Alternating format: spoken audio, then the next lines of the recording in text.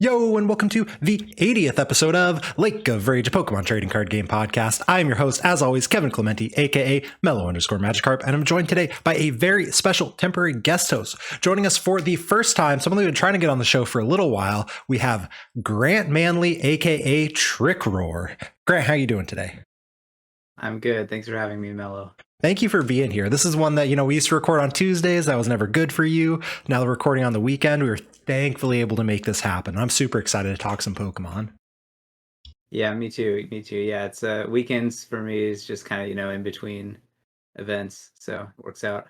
It is. Yeah. We're at the awkward time of there's nothing until LAIC for you. Is that correct?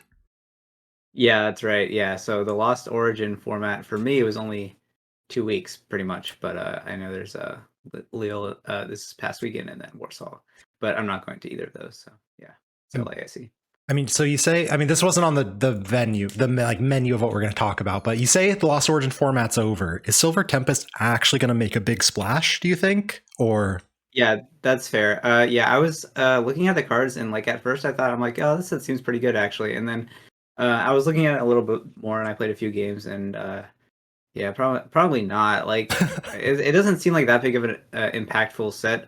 Which I think is fine because the past few sets have been pretty crazy as far as shaking up the game. So I think it's good to have a kind of a chill set every once in a while that doesn't really alter the landscape of the meta too much, but still has a few good cards. So Serena is going to replace Boss, and the Forest Sealstone card is going to be a consistency boost to some decks like Mew that doesn't really need it. But yeah, a few upgrades for decks, and then Regi Lucky maybe with Peekaboo, but I haven't tested that one yet. that's been my absolute favorite thing. Exactly what you mentioned. Mew gets significantly better, but we're also getting all these new hype lists coming out of Japan because it's their first week with the whole thing. And it's all these Vikavolt lists with 0 Drapions. Okay, I haven't taken a look at those yet, but yeah, I'm sure Japan always has some really crazy decks. They're cool for sure. The Regilecky's sick. But anyway, we're not here to talk about the next set because we don't have a set list yet. We're here to talk to you about the Pokemon trading card game. So since it's your first time here, we're going to get into some rapid strike questions. After that, we're going to talk about your history of the game because you are an incredibly accomplished player. A top cut with Regis is not the first time you've done well in this game at all. And I feel like some post-pandemic people may not know that. And then we're going to get to how Salt Lake City was absolutely dominated by your testing group to an extent that we haven't seen in many years, it feels like. So first, let's get into these rapid strike questions. So you'll have 60 seconds to answer as many as you can straight off the top of your head. No explanation, no thinking, just go. Okay. Are you ready? Yeah, let's go. Am I ready? There we go. All right. Question number 1. Winter or summer? Summer. Favorite snack? Peanut butter pretzels. Favorite Pokemon? Mewtwo. Favorite deck ever? Quad Bob Jolteon. Would you rather be late or be early? Early. What is your favorite? Well, it depends what it's for. What is your favorite emoji to use? No explanations. Emoji? Probably. I don't know. Maybe the skull emoji. How do you like your steak cooked? Medium rare. What are the toppings on your perfect pizza? Bro, the hard questions here. I probably sausage pepperoni, but you could put pineapple on there, but I might get flamed for that one. No, not here. I'm pro pineapple. What color sleeves do you use? It's different every time. Juniper, sycamore, oak, rowan, or magnolia? Juniper. What was your favorite subject in school? I don't know. I couldn't tell you. They're all pretty bad. And what's your favorite IC location you've ever been to? Probably NA, actually. Did you really just say Columbus, Ohio? I haven't been to that many ICs, actually. Wait, really? I've been to Brazil and Australia. I guess maybe Australia, but I didn't do a whole lot of sightseeing there, so. Oh, I've never been either, but I think you missed out for sure. But that is time. We got through 13 questions. That's not bad. That's a 65% out of 20. That's a D. Good job. That is passing. Let's go ahead and get into your history as a player a little bit, because that's going to get into the question that I wanted to get to from there, with your favorite deck ever, because I feel like a lot of people listening to this heard that answer. And if they haven't seen your stream before, or they haven't been playing for, God, like what, 6+ years, they have no idea what that deck is. Which one? The Wob deck? Yeah. Oh, yeah. So I want to start off. How long have you been playing, and what are some of your accomplishments in this game? I guess it's now been like 12 years and change, I guess. Maybe 11 and change. So I've been playing a really long time. But I wasn't competitive, I guess, until like 2013, which was my first Worlds invite, which was in the seniors division. So that's kind of what I use as my benchmark for like starting competitive play. And then accomplishments. My first year in Masters was pretty good. I got top 4 at US Nationals. And the year before that, I got top 4 at Worlds, but that was in seniors, so I guess it doesn't really count. And then just top 8 a few regionals. Haven't won one yet, but hoping this season will be the one. Copium. Sorry, was there anything else? No, that was perfect. That was exactly what we wanted. Okay. So I want to go off of that. Let's come back to that favorite deck of all time.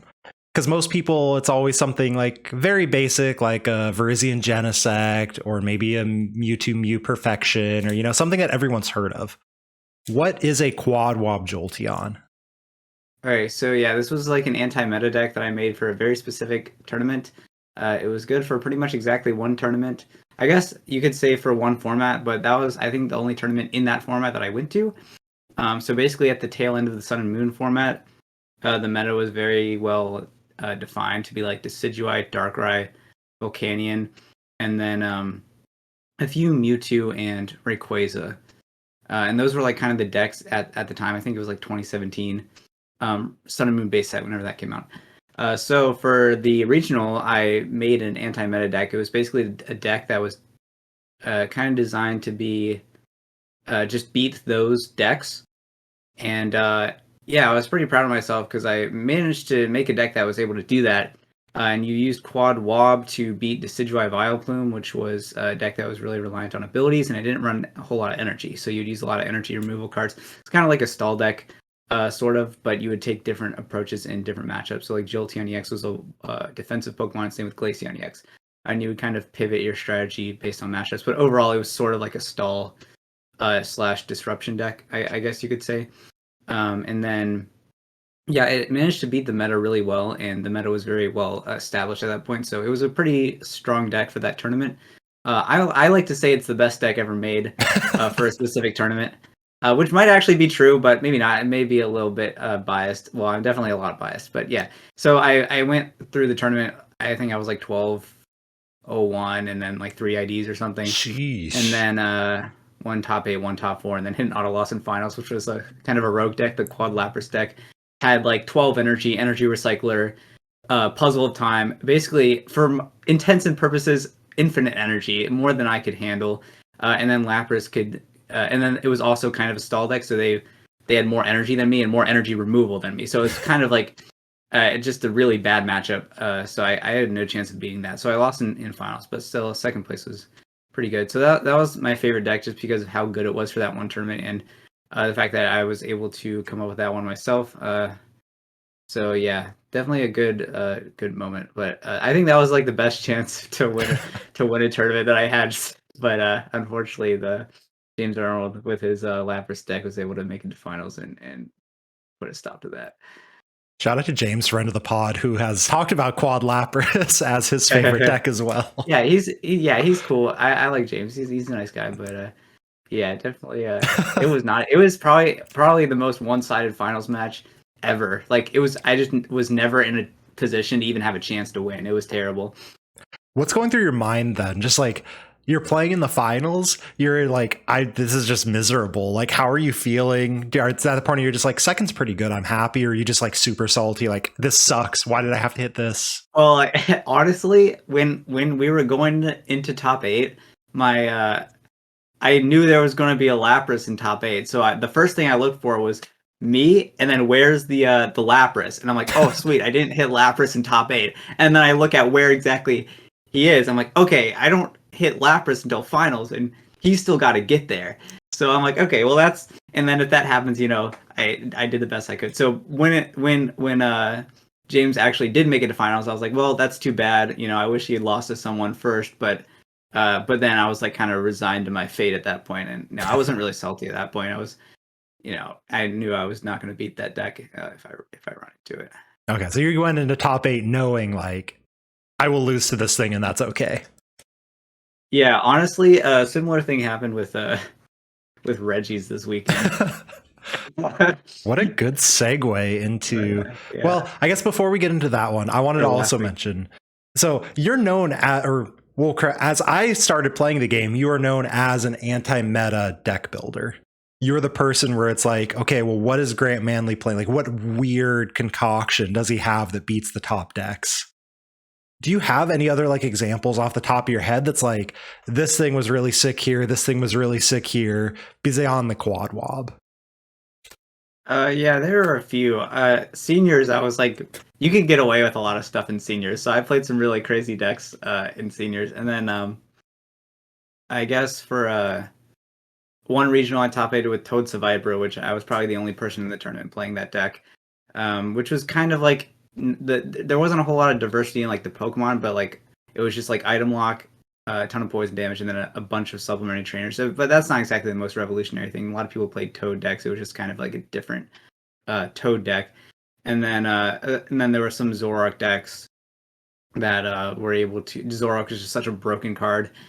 So several times I would top 8 with like a Zoroark deck that was like teched out to beat the meta. One good example was there was this one regional, I think it was like in 2018, where I was playing Zoroark Micargo, and there was Rayquaza was like the most popular deck in the tournament.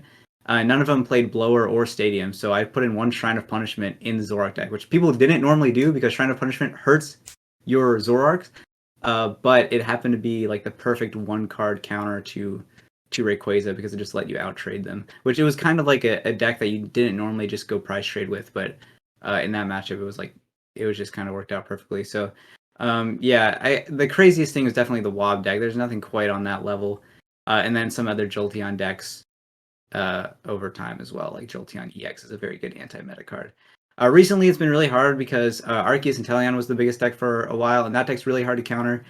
And then Palkia was the next one, which is also really hard to counter. And then if you even manage to counter that, then you still have to deal with stuff like Mew and now Lost Zone deck. So it's been kind of difficult to build an anti-meta deck lately. But I've been trying, but none of it's like I tested a lot of different stuff for a lot of weird stuff for NAIC. Didn't land on the Mewtwo V Union, unfortunately. That would have been cool. But that deck was like the deck that I wish I made, basically. But yeah, that deck was pretty perfect for that tournament. Oh, the deck was so sick. Yeah, and then a few decks for I guess Baltimore and Peoria anti-meta decks that are trying, but like none of them are quite like good enough. Regi's, I kind of consider Regi's an anti-meta deck because it kind of is, but it also is kind of a meta deck because a lot of people know about the deck. It's not like really crazy or anything, but the way it works is in line with like the same philosophy of an anti-meta deck. Like you have a deck that is like really good targeted into specific like top meta decks, and maybe loses to like a few like random things outside of that, like a few tier 2s like Goodra, Flying Pikachu. So yeah. Unfortunately, 2 of the decks that made top 8 at Salt Lake City. Yeah. The really good thing about Regi's is that you can actually tech it to be like whatever you want pretty much. So like we teched it to beat Ice Cube at Salt Lake. I'm sorry if I'm like jumping ahead of. No, this was my next question was going to be why haven't you been playing anti-meta decks this format? And you already got into that, and then I was going to jump into Regi's. So this is perfect. Okay, yeah. So yeah, it kind of is an anti-meta deck. We teched it for Ice Cube for Salt Lake, which was good for Azul because he ran into 3 Ice Cube. But me and Caleb didn't run into any. I don't think Kid did either. But yeah, so we had Yellhorn and Bad Lecky in there for Ice Cube. But if you wanted to tech it for Goodra, you could play Miltank. So Miltank would beat a few of the Goodra lists, and then the ones with Aegislash, you maybe could still beat them by just like playing the game normally and forcing them to commit resources to Aegislash. It would be a little bit worse, but the fact that you can pretty much auto win a few of the lists anyway with Miltank is pretty good. And then if you wanted to beat Pikachu, you could tech like Boss and Rope probably. We haven't actually tested that, but I imagine that would be good enough. Because they were without Boss, it should be like an auto loss, but Caleb and Azul were able to like have pretty close sets against Pikachu anyway, so I feel like a couple extra cards I would be able to beat them, and then those cards are pretty good normally anyway. So you can kind of tech Regi to beat whatever you want because it's bad matchups. It doesn't have a lot of bad matchups, but you can't really commit to all of its bad matchups because that's just too much space. So going into Salt Lake City, you were ready for Ice Cube as one of them, but like, what specific decks were you like worried about? What were the ones that was like, okay, we need to worry about this, this, this, this, and obviously, like, did that pay off? I'm gonna assume it did, but elaborate a little. Yeah, so for Peoria, we thought that it would be the best deck for Peoria, and none of us made top 8, but we were all really close, and we're like, okay, well, we could probably run this back, and then the fact that no Regis made top 8 probably works in our favor a little bit. And then the two things we were worried about were Ice-Q and Gudra, and Palkia is like a 50-50 normally, so we're just like, okay, well, we'll just take a 50-50 there, and that's fine. Mm-hmm. There's not a whole lot you can really do about that anyway. And so the fact is, like, the thing about Regi's is its matchups are good. Like that's what it has going for it. So it only has a few bad matchups. So we're like, okay, well, if we can tech for one of these and just like lose to the other one, that's fine. And Ice Cube we figured was like just too easy. It's like too easy for any deck with Palkia or Mirage Gate to play Ice Cube. Mm-hmm. So it's like maybe they will, maybe they won't, but it's just like such an easy thing to do. And a lot of the top players did play Regi at Peoria. And it did have a lot of day 2 spots. So like, okay, well, it's just too easy for them to do this, and it completely auto wins you. Like Gudra doesn't auto win you; it's bad. It's not a good matchup. But Ice Cube you can't beat it. There's nothing you can do. So we're like, okay, well, we can just play like one card to beat Ice Cube, and then have like an unfavorable Gudra, and that's fine. And so that was the thought process. No, I love that tech so much because I would have played had I been able to go to Salt Lake City. 100%. There was Ice Cube in my list with, I was going to play the Lasso and Mirage Gate Twin Energy deck. And part of the appeal was, I can auto win Regis in addition to having very good matchups against, other stuff, right? So that was a genius deck. So yeah, the one thing was that you kind of had to play 2 cards because you had to play the Bad Lucky, but the Bad Lucky is so good in other situations, and it's like a pseudo consistency card with the deck because you need like an Lucky on your board anyway. Mm-hmm. So it was kind of easy to justify that. Normally you wouldn't tech in 2 cards for such a fringe situation, but yeah, it kind of worked out. So I think it was a good idea. Going forward, I don't think you need the Yellhorn, but it's just a meta call, I guess. So if people are presumably like, I guess Warsaw is going to be the last regional in this format, unless they announce a surprise Australia actually gets a regional. So like people in Warsaw, probably not the best move to keep it in because I don't think anyone played Ice Cube in Lille either, that I saw at least. Yeah, no one. I mean, there were no Regis in top 8 there either. So like, I don't think it's that big. It's kind of one of those like reverse psychology loop things where it's like, are they going to play Ice Cube? Well, I could just play Yellhorn, so they probably shouldn't play Ice Cube. But then it's like, oh well, maybe if they know about that, then they will. It's like, okay, but it's kind of silly because like Regis is not like, it's still like a tier 2 deck. It's not like that big of a deal to begin with. Maybe I don't know. We did get four top 8 at Salt Lake, but I don't know. That's like really good. It kind of just comes out of like a 50-50 if like you think people are going to play Ice Cube or not, and then if the people who can play Ice Cube think you're going to play Yellhorn or not, so it's kind of like arbitrary to a point, I guess. But you know what I mean, right? Yeah, no, I know exactly what you mean. Yeah, it's that Decidueye curve kind of thing. Yeah. Classic. Yeah, so I'm curious, you said Regi's a tier 2 deck. I would have personally put it up to tier 1 now, purely because looking at the results at both Peoria and Salt Lake City, it had a 25% conversion rate into day 2. And then in day 2 had some of the best placements, just like period, of like all the decks that make it to day 2. It was the one that was consistently the highest average placements. So why is it a tier 2 deck? Is that kind of like, I don't want to say fluke because tier 2 is a very good deck, but like, why would you put it at tier 2 instead of putting it at what the stats all say it would be, which is tier 1? Yeah, that's fair. So yeah, tier lists are, I guess, a little bit subjective. So when I think of like a tier list, I scale it with like popularity, and Regi's was like, I don't know, the 7th or 8th most popular deck at Salt Lake. Mm-hmm. So I would just say that makes it not tier 1, but yeah, that's completely fair to put it in tier 1 as well. Like, yeah, it's a little bit subjective, but tier 1, I would be like Palkia Giratina, I guess would be my tier 1. But yeah, that's fine too, either way. Okay, that makes sense.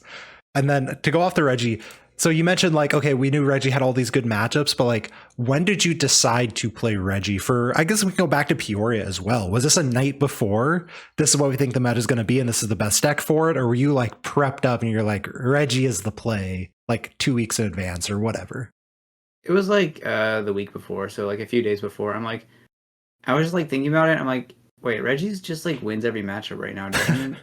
I think we should test this. And Azul's like, okay, that kind of makes sense. And then everyone else was like, yeah, okay, I guess. Like, it kind of makes sense. And then we tested it a little bit. We really didn't test it as much as we should have, but we did test it a little bit. It's like, okay, well, this is pretty good against Lost Box. We didn't test against the Cross Switcher version, which actually is good in the matchup. But we tested against the Sableye version without Cross Switcher, and that matchup was really good. And then Giratina, I don't remember if we even tested that matchup, but we had some experience playing the deck like before, so like we tested it a lot for Milwaukee and NAIC. So, but and the deck gets better now because there were two main changes from the last format: is like Gift Energy in, Flying Pikachu out. So there was Flying Pikachu obviously got second at Salt Lake, but for the most part for Peoria, it was like very not as popular as it was before, because the deck got a lot worse with the new format because of like Giratina and like Lost Box and everything. So, yeah, that just made Regi a better call. So we just went and played that for Peoria.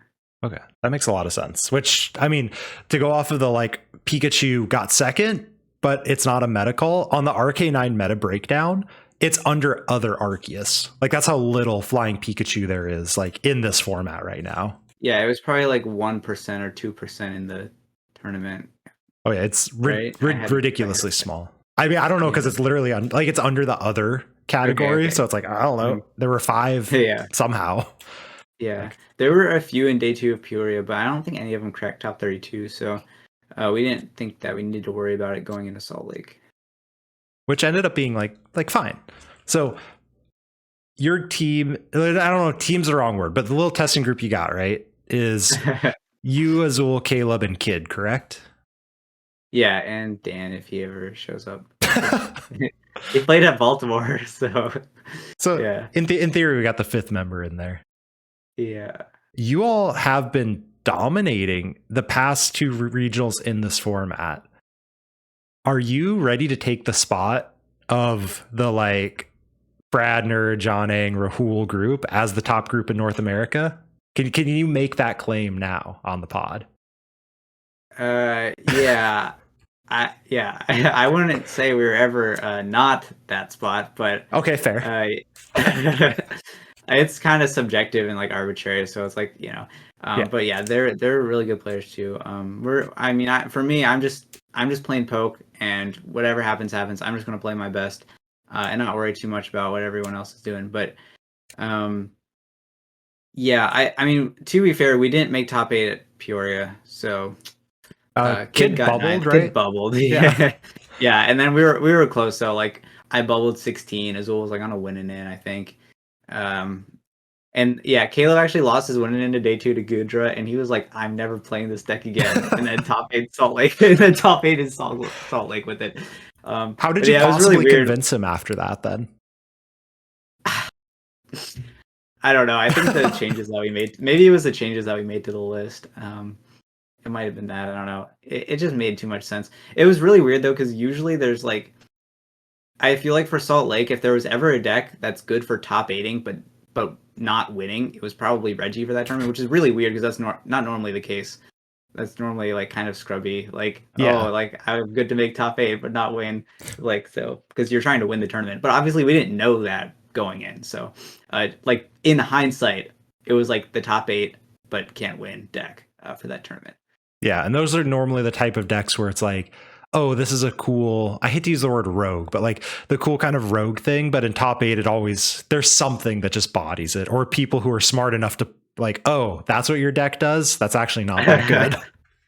Yeah, I feel like there's a lot of those decks that pop up. Those are always some of the most frustrating ones, because like you jump on ladder and you're like, bro, this thing's sick. And then you play it with your friends and it's like, after a while, you're like, well, they won't know to do that. And then you run into the person who does and you're like, oh, crap. Yeah, that's a huge hang up when we're testing a lot of decks, is like, oh, like this deck actually flattens Palkia unless they go with this one specific line and then they beat you every time. So it's It's like kind of like, are they going to know to do that? It's like, I don't know, but you can't really like play a deck, like put a matchup based on like your opponent not doing the correct thing. I don't know. It's kind of weird though, because most people probably won't in reality. But yeah, that does come up a lot. Um, yeah, we're like you're testing partners and you have figured out the weakness, and then it's like, okay, will my opponents figure out the weakness or not? Like, is this good or yeah, not? that a good example of that would be like the Radiant Charizard deck, which I know you played a lot of. Love that And deck. then I was testing that. Yeah, I was like testing that deck for Baltimore because I wanted to play it, and it did end up winning Baltimore. So it's probably we probably should have just played it anyway. But yeah, the Palkia matchup. I thought Flying Pikachu would be the bad one, but Flying Pikachu was actually fine, and it's like the Palkia matchup. They know what they're doing, and they have like one of like two cards, like either Clone or Mhm. Quick Shooting, and they know how to play it. It was like really bad. It's like, oh, The cologne but is unfortunately very gross for that matchup. yeah, even without Cologne, I was testing with Quick Shooting, and Quick Shooting like completely dismantles that deck if you get it out turn 3. The other thing about that matchup, this is completely aside about a format that is now dead, but you could play. Did Rest you? in peace, Radiant Charizard and Delia. I love that deck. I'm still so salty about Worlds, bro. Freaking slow players. But anyway, so I figured this one out. Talked to Cal Connor about it after. I was like, oh my god, this is genius. Why didn't I know this? But you can play around the Roxanne turn in that Palkia matchup by like just not choice belting the Charizard and using your Goon Pings and like the Aqua Bullet smacks. And did you ever figure out that line of play and did it help or was it still just like bad? Yeah, it was Palkia. You always go for the Manaphy, like as soon as Aqua Bullet is a threat, because yeah, I found that too. Like the 20 damage on the Aqua Bullet is like so good against Palkia, but if they just get the Manaphy down, and their bench does become a little bit congested, but yeah, if they just get the Manaphy down, it's like it's really hard to do much. Yeah, I don't know. I'd never really thought about that specifically, like playing around because you're still going to get a Roxanne eventually, Nah. unless I guess you go 2 and then 4 at once. Yep. I was never able to do that. It wasn't like super consistent, but it was consistent enough that it was a very valid win condition. Interesting. Okay, that's pretty cool. Yeah, like I said, completely irrelevant now. Unfortunately, Charizard's dead. Yeah. R.I.P. But last week on the pod, I had Stefan and Alessandro on, and I asked them a question about Regis, and they both were like, can you answer it to the other one? Because like I don't play that deck. So I feel like Regis would be the type of deck Stefan would really play.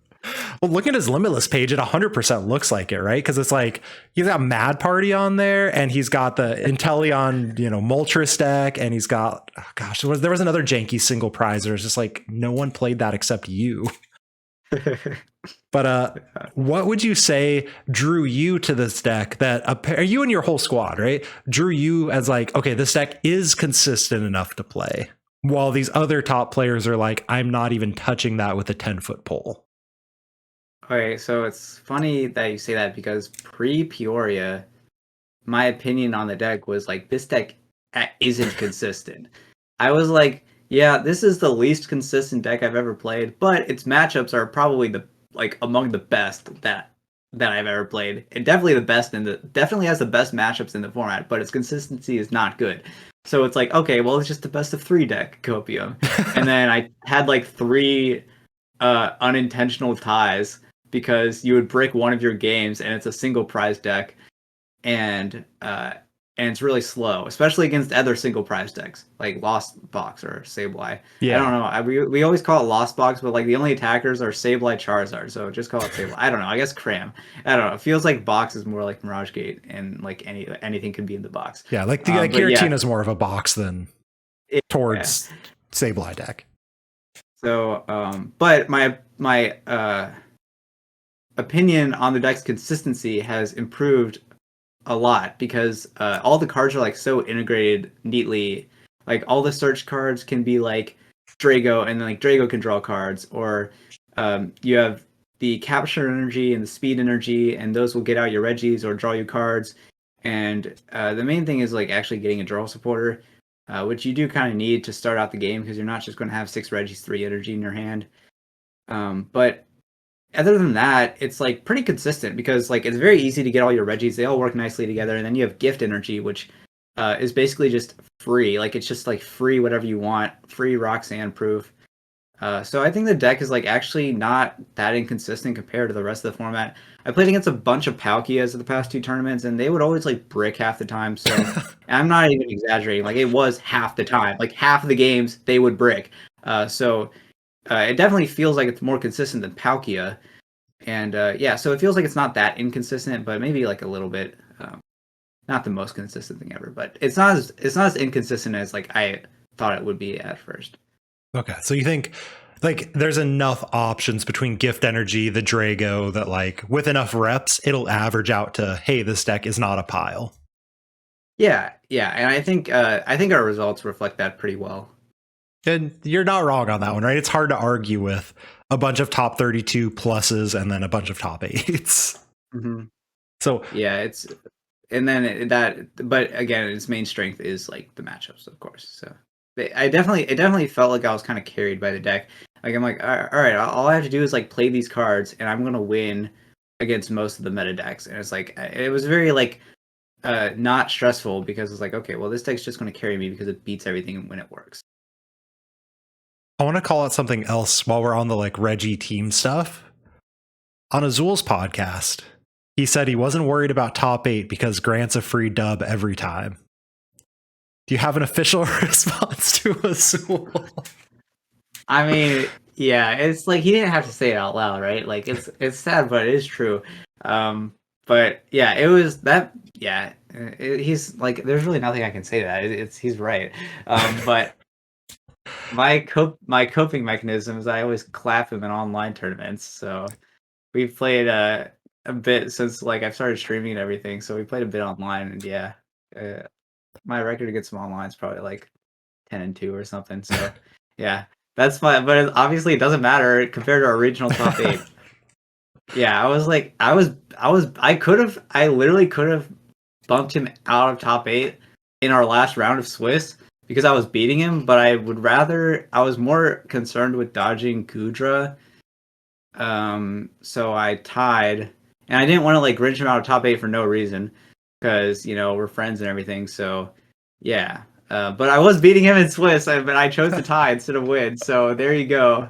But yeah, he always beats me in top 8 of these regional, which is kind of annoying. That's probably like the 4th or 5th one where we play in top 8 specifically. And yeah, so not great. He prized double rock game 1, and he got the heavy ball like turn 2.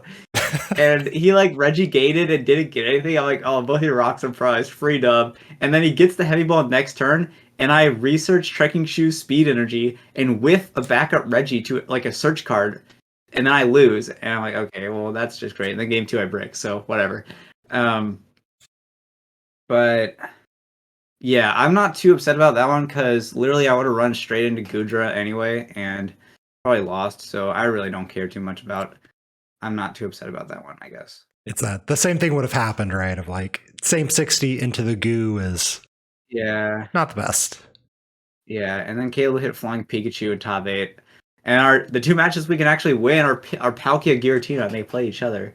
So and then somehow the Flying Pika, no, I guess not somehow. I don't know if you've gone back to watch it, but somehow Flying Pika was able to take out the Giratina, which shouldn't really happen that often. But I didn't watch it, but I think Radiant Gardevoir plus Espeon. Did he even play Espeon? He did play Espeon. He did play an Espeon, yeah. Yeah, so like theoretically, I was considering Flying Pikachu for the tournament, and theoretically you have Giratina, or not, you have Espeon and Radiant Gardevoir. So, and then Nicholas's list didn't play Vacuum or I guess Vacuum probably doesn't matter, but he didn't play like modifiers. Mm-hmm. He might have played. I think he did play Vacuum. I don't remember. Modifiers, I guess. Yeah, would no be belt. The main thing. So like Choice Belt, Zigzagoon, any of that stuff, or Path even to shut off the Espeon. Mm-hmm. So yeah, you have a pretty good defense against that deck with Pikachu. You don't necessarily use the Pikachu, but use the Gardevoir and the Espeon. So they can't actually one-shot your Arceus, and they can't use the V-Star ability, I think. I mean, they can. It's just I don't remember his stupid exact to use list off the top of my head, but yeah. No, I don't know his list off the top of my head either. I love Giratina, and it's like I always want to root for it. So Yeah, that's I my actually bias. hadn't played any Giratina until like the other day, where I was like, I guess I'll play Giratina on stream like for fun and just like ladder with it. And I'm like, oh, this deck's actually really fun. So yeah, Yeah. that was like the biggest like hole in my testing, where like I just didn't test Giratina like at all. I don't know why. Okay, that's going to be my question. Like, did you not think it was going to be good, or is it just like, I'll get to it eventually, and eventually never came? Yeah. Also, it's kind of like the deck that like everyone's playing. So if it like was in a if we felt like it was the best deck to play and we were considering playing it, then definitely I would have tested it. So So you mentioned that you've started streaming, and if people haven't, twitch.tv/trickroar, be sure to check out Grant play in mostly tournaments, which is like great. You want to watch, as a viewer of Twitch as well, you want to watch one of the best players in the game be one of the best players in the game. So the tournament viewing, amazing. 10 out of 10. Go follow Grant. But do you think that has helped you do things like pick up Regi's a week before and be like, yeah, I can handle this because you play so many random decks because you're on stream? Or is the way you play on stream the way you would have played if you never started streaming, of like, I'm just going to pick up random decks and yeah, sure, let's give Metagross a try, or let's give Stone Durner a bunch of reps, or okay, sure, let's do some Regi stuff? yeah, I think the main use for me, the main utility that I get out of streaming is I mainly use it as like proof of concept for decks. So Mhm. like it's a pretty efficient way of like filtering like the good decks from the bad decks. So like after a few games, like I'll be like, okay, well this deck's clearly no good, or this deck is worth exploring some more, and then I'll do that on my own time. But I think the tournaments are like a fairly good like litmus test of if a deck has any merit. Obviously, like you take the online tournaments with a little bit of a grain of salt. But as far as like the meta, like they're fairly representative, with a little asterisk by Regi's because there's no gift energy on PTCGO. Um, but aside from that, yeah, I think it's fairly good for determining like if a deck is like at least has a little bit of merit. So I kind of use those as like trial runs, I suppose. But yeah, I as far as if I can pick up a deck, I kind of would do that anyway. Mhm. Just pick up a deck like the week before and play a few games with it, I guess.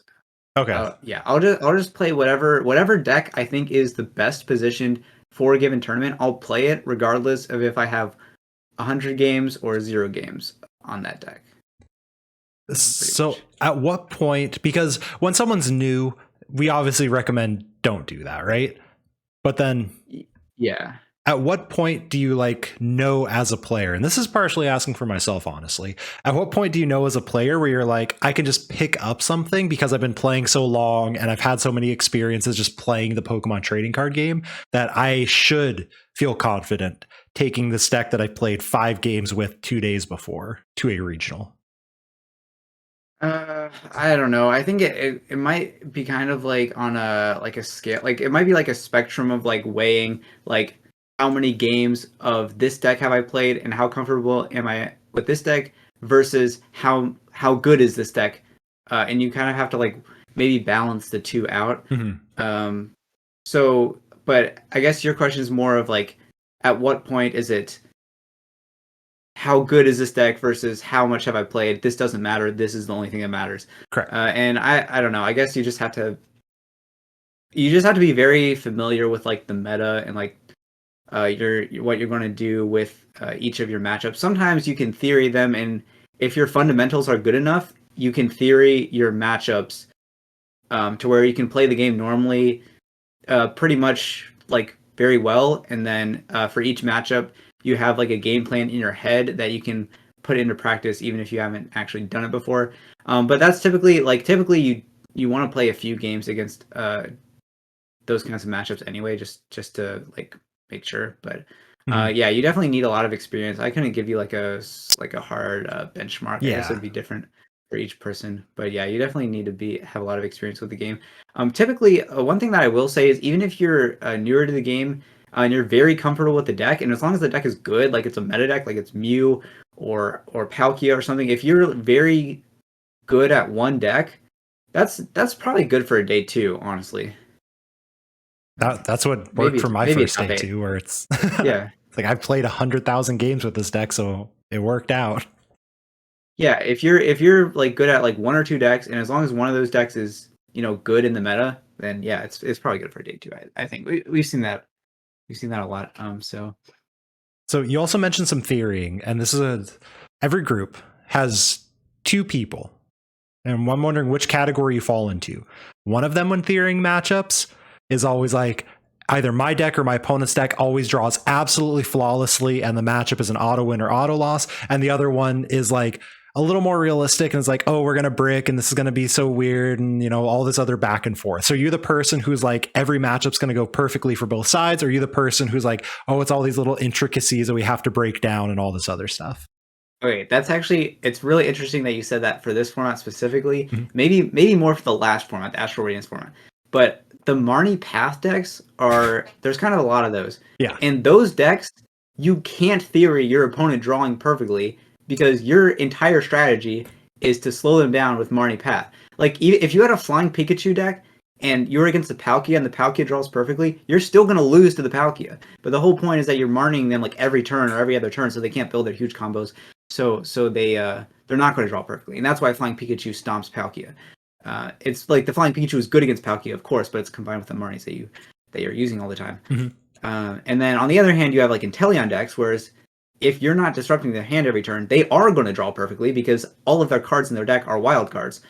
So it's a lot easier to theory against Inteleon decks, which again aren't as big now. It's basically just Palkia. Mm-hmm. Especially for the last format and the one before that, where there are like a bunch of different Inteleon decks. It's like, okay, well, they're always going to do this. They can always have access to this, this, and this. And if I can beat that, I will beat them because they can always do like like the max of what they can do every turn. I guess. It depends. So to your question, it depends on the deck. If you can really theory out that matchup, or if you have to play like sometimes against Marnie Path decks, you have to play like a bunch of reps to be like, okay, on average, how well am I going to draw off these Marnies? Because you can't. That's kind of hard to know in your head.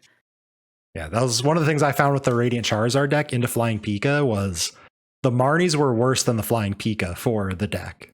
Yeah, for sure. Yeah, I think that's a good. So Marnie Path is also something that you've talked a lot about as like it's a valid win condition in this format. So I'm curious, do you think that's going to continue to move forward as long as Marnie exists?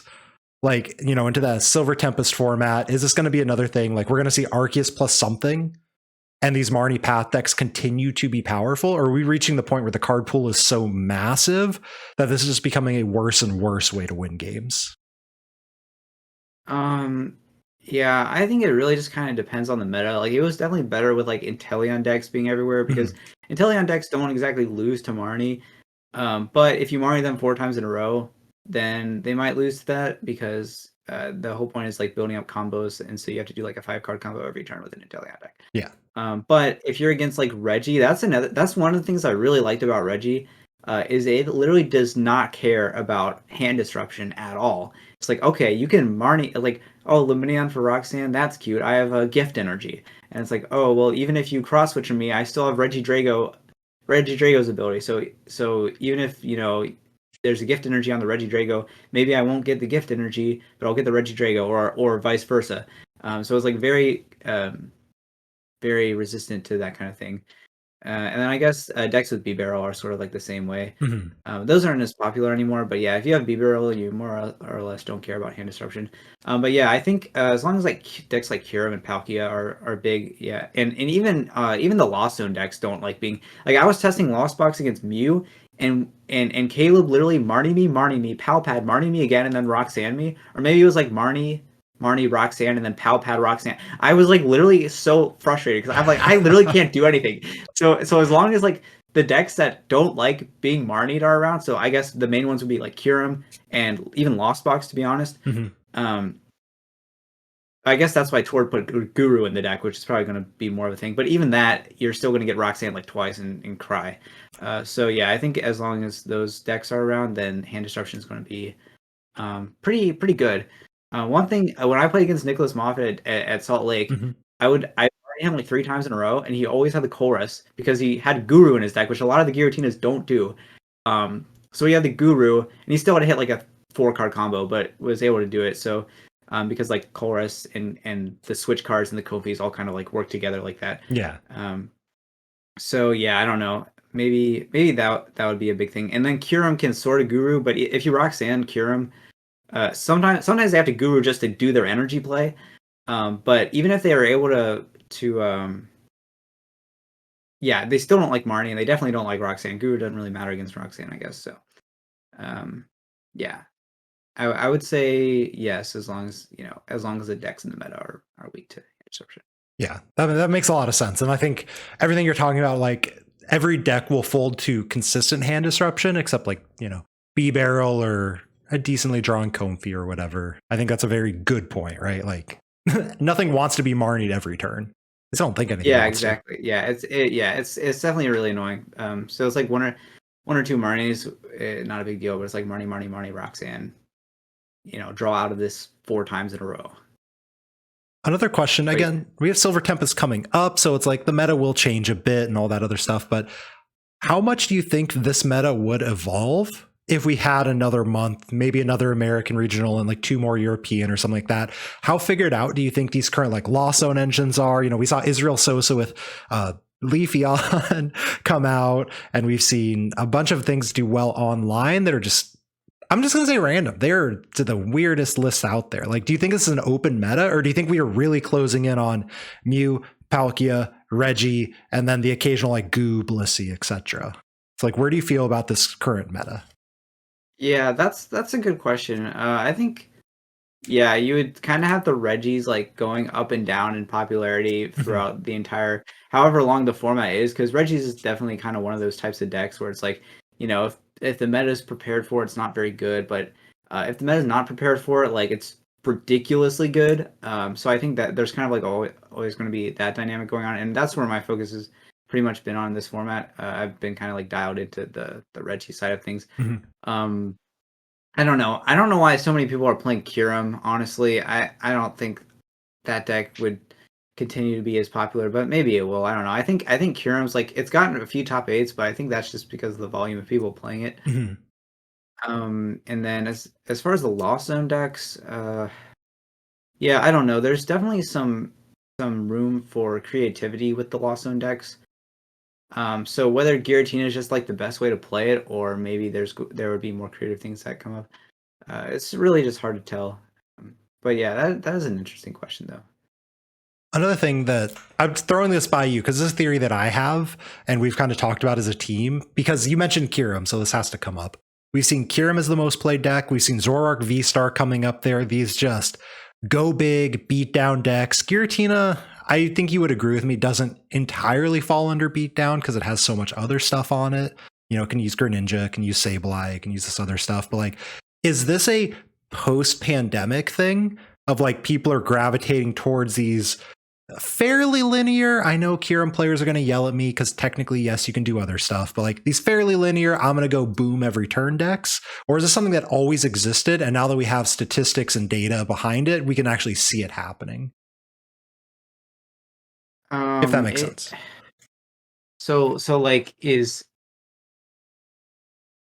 I don't know. I think that the Go Boom cards are just really good. I mean, I don't know. I don't think Zoroark's that good, but the Kyurem deck, I was like, when I played the Kyurem deck, I was like actually kind of like intrigued by like how not intuitive it is to play, because it's kind of like weird. You get like one Crobat, and that's like all your draw, and then you have to like very meticulously like set up like where all your cards are throughout the rest of the game.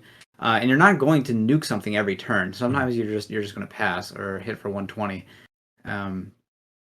But yeah, it just so happens that right now the Go Boom cards are really good, and I would say Giratina is kind of like that, because you're going to there are a lot of games, like sure you have like other attackers, but there are a lot of games where you go 280 V-Star knockout, and that's the game. Yeah. So yeah, I would say it just happens that those are the cards that are good right now. But sorry, like what was your question? I was pretty much asking, like, I guess you're answering it in that, is that a thing that's just like, this is what's happening? Like, these are the decks that people gravitate towards naturally, of like, they're gonna go boom? Or is it that you seem to think it's a meta thing, which might be 100% correct? I literally Oh just yeah, thought of this right I now. guess you're kind of right too. Like I guess it's Kyurem and Giratina being like the two most popular decks. It doesn't necessarily mean they are the best decks, but yeah, they are pretty good. But it might be like slightly inflated because people like those kinds of decks, I suppose, but not too much. Like it would maybe only go down a few percentage points if people were like equally playing every deck based on merit alone, I suppose. And last thing, because people would be mad at me if I didn't ask it, about Regi moving forward, is it going to still be a viable deck into the Silver Tempest meta? Potentially. Maybe not BDIF, maybe not something like that, but do you anticipate Regi's going to stick around in some way, shape, or form? Oh yeah, Regi's is broken. It's so good. It's such a good deck. It's such a good deck. Maybe if for some reason a tier 1 deck comes out that flattens Regi's, then that would be what would kill it. But I don't really think that's going to happen. It could. I usually eat my words when I'm predicting new sets and stuff. I'm like always wrong about cards before they release. Yeah, Fair. barring that, I think Regi's going to be really good. And I did mention this earlier, but I'll say it again. The Regi deck can tech for a variety of different bad matchups, and as long as its bad matchups are like fringe slash tier 2 or below, you can cover like one of those and be like any one you want and be completely fine because you're going to naturally beat like the top decks. So yeah, I think Regi's is really good right now. It's going to be really good going forward. And then if you are worried about a specific matchup, you can tech for it if you want to. I lied. One more Regi question off of that one. Okay. Did you test Thornton plus Amazing Rare Veltal? I didn't personally. We like thought about it. I think it's really bad. I think that's like the go-to like scrubby tech, but Fair. I don't. So I'm not a huge fan of that. But uh, we did think about it because it does beat Ice Cube. Well, actually, that's not even true because our list didn't play boss for Salt Lake City. So I was like, if they have a bet, okay, it beats the lone Ice Cube, right? If they have only an Ice Cube in play and then you evil tell them, then you win. But if they have any bench and you Yveltal them, they're going to rob the Ice Cube back, get it back, and Mirage Gate to it, and or they're going to kill your Yveltal first, I guess. So, they're going to do that, and then they're going to get the Ice Cube back and win. So that was, and then for Gudra, they play Big Parasol, and I guess maybe it would be good for Flying Pikachu now that if that deck becomes really big because they don't play. I don't think they play Parasol. They No, play they have Espeon, but you play Espeon. Path. Yeah. But you play Path in your deck anyway, so you would do that. But yeah, we did like think about it. If like you could kind of like cover two matchups with it at once, then maybe it would be worth it. It is a really funny card. It's like a cool card, but it's just so hard to use because you have to get it in your discard pile, and then it's really telegraphed. But if you wait to get it in your discard pile, then you need like Yveltal plus way to discard it plus Thornton plus like an attachment for turn because you can only get like a twin and like two Auroras. So you would need like an Aurora for turn or a twin for turn. It's just like a lot of work. It's either a lot of work and it's telegraphed, or it's even more work and it's not telegraphed. So it's like not the most reliable thing ever. And then I think the things that you would want it for don't even like lose to it straight up. So, but it is funny though. It's like it is definitely interesting that you can Gigas to like a Regi and then have like 4 energy on any attacker with Thornton. But yeah, there just wasn't any like room to play it, I guess. That makes a lot of sense, especially when, as you mentioned earlier, you're already beating most of the meta. So it's like, what are you going to attack when you're already taking faith? Yeah, I mean the deck already has 6 different attackers or 7 if you count both Lucky. So like it just naturally has like a bunch of different attacking options anyway. Grant, congrats on the finish at SLC. And this is not Thanks. the last time we're going to hear from you for sure on this season. And Yeah, hopefully. if people want to hear more from you, where can they find you? And do you have any shout outs to give? Yeah, so yeah, follow me on Twitter at TrickRoar, and I stream sometimes. I haven't been streaming as much lately, but I still try to be like somewhat consistent. Um, We had a so GLC control the other day, or Shock Lock the other day, right? yeah, that deck is so fun. I love that deck. It's probably miserable. It's probably super miserable for everyone who's got to play against it, but it was like so much fun to like come up with that deck and like optimize it, and it's really fun to play. But yeah, yeah, twitch.tv/TrickRoar. I'll play a lot of the late night tournaments, so like standard format tournaments on Tuesdays, and then sometimes at other times. And yeah, thanks so much for having me on. Yeah, I'll shout out the crew, Azul and Kid and Caleb. for Regi squad and doing well with the deck and working on it and everything. And and Poke Beach. I'm working on a Regi article right now, so I pretty much will say everything that I said here.